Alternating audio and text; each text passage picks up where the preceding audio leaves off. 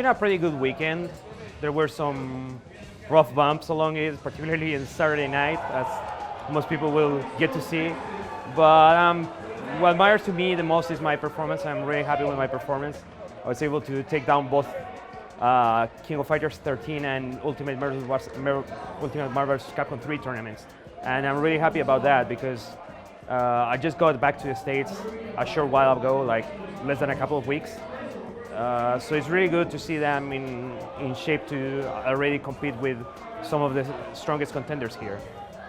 For me, the match was more of an opportunity to measure myself against such a player. I don't get the opportunity at all to play that kind of players, players as strong as him ever. So for me, it was a great opportunity to be able to run a long set with such a high caliber player. That's the way I look at it. And that's why during the set, I tried to test different stuff because I had really nothing. I felt I didn't have nothing in the line.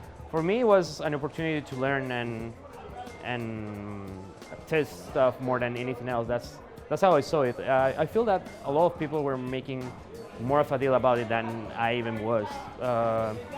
And I'm really happy. Like, even though it was rough what went on there, it's like none of my business. I can't really stop him from saying or doing stuff he wants. It's not something I agree with. I aim to become a professional gamer, and I believe I should have at all times a professional attitude, but that's just me. And I feel that thanks to the exhibition, I was able to learn enough to be able to take this tournament down because I had to play him both in winter finals and grand finals. And even though I lost in winter finals, I was able to run it back the whole way in grand finals thanks to what I learned. So I'm really happy about that. For me, winning Evo was definitely one of the most important moments of my life.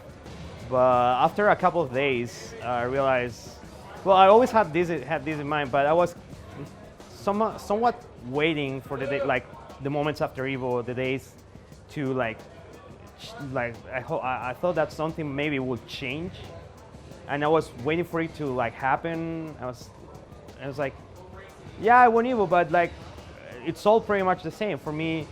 It's not as much about winning stuff as it is about becoming a stronger player. I feel tournament results are not what people should be looking for, but a measure of their progress, of how their work has helped them improve their skill level. And I was, of course, really happy that my work proved to myself that I was strong enough, disciplined enough to win an event such as Evo. But at the end, I realized it dawned on me okay, I won Evo, but that's it. It's like the biggest tournament, one of the hardest to win, but it's just one more tournament, and you have to keep going. I have to keep going. There's still a lot more to do. I don't feel you need to be the best to win a tournament at all. But if you're truly the best player, you will win everything no matter what. And that's why I feel I should be aiming for, not just winning stuff.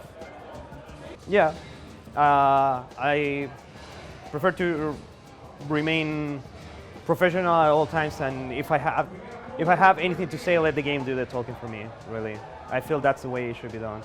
Let my gameplay show the time and effort I invested into the games and their communities, and show that I'm capable of, I won't say standing toe-to-toe because I still feel there's a huge breach of skill between me and the best players, but that at least I can compete on equal terms and that I can give out a fight.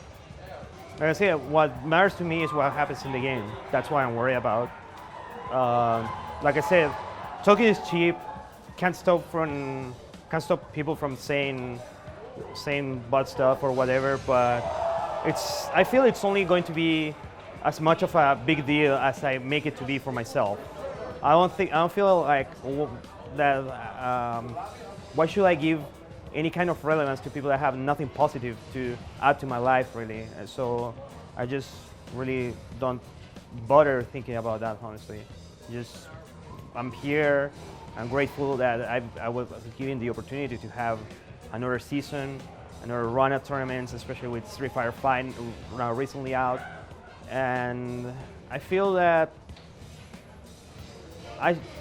why will I let people that have nothing to do with me get in my mind? Really, it's like as long as I'm doing what I'm trying to do, that's what matters to me. And I know who the people who've been always with me are, and those are the people that matter to me. And anyone else is like just irrelevant to me.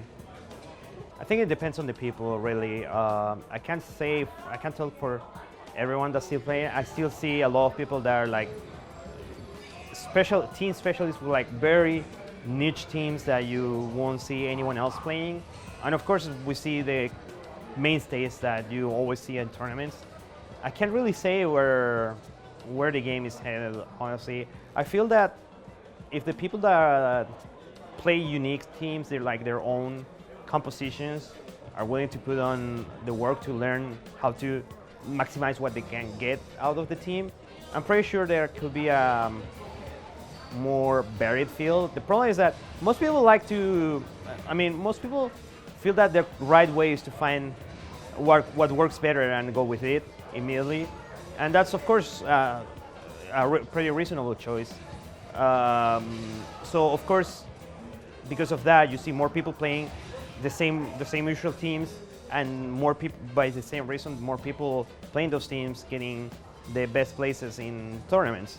But I feel it's all up to the people to make a difference, to each one of the players. If they want to make a difference, be with either a well-known team or their own thing, it's all up to them. I think most things are viable, at least in some sort of way, and anyone can cause upsets or do well in tournaments with what they want to bring to the table. You always see even to this day, you see a lot of well-known players getting upset by teams that you won't expect to do well. So it's all depending on the people. I've been playing a lot of side teams, but due to my situation back home, which is I can't really have much training with like high caliber players that can allow me to see where I'm failing when playing other teams. I haven't been able to get much information outside of the usual thing that people see me doing lab work with different teams and getting better stuff that the players that play those teams are doing. But those are teams that I will definitely consider playing at some point, even in tournament. Team PR Rogue is a team that gave me some measure of success last year. I was able to win a pretty important tournament for me using that team shortly before EVO last year. So I feel all those teams could be possibilities. It's just that, of course, on my team I spent almost 5 years. So of course I'm going to be more confident than playing that team than any other team. But I have to see what happens. I have to keep looking for options and exploring more. Everyone's doing the switch to 14 pretty much, at least at the beginning when it comes out. At the beginning, it kind of looked ugly. A lot of people were criticizing the game because of that. But what happens is that most of the people that say that forget that KOF has been a series that has never really been characterized for having being strong in the graphical apartment. Like you see when 2002 came out, the games that were around the same time were Third Strike, CVS2, MBC2, Guilty Gear XX, all games that are stunningly beautiful compared to 2002 visuals.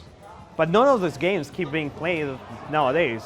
But you go to Japan, you go to Latin America, anywhere, and 2002 keeps being played. So it's definitely not. I don't feel it has to be about graphics or anything. And the graphics have been improving, certainly. I haven't been able to try the game. I watch videos. There's definitely interesting characters. It's a game I'll definitely learn and then see if there's enough competition to keep playing it, because competition is what drives me, and as long as there's competition, then I'll probably be playing it.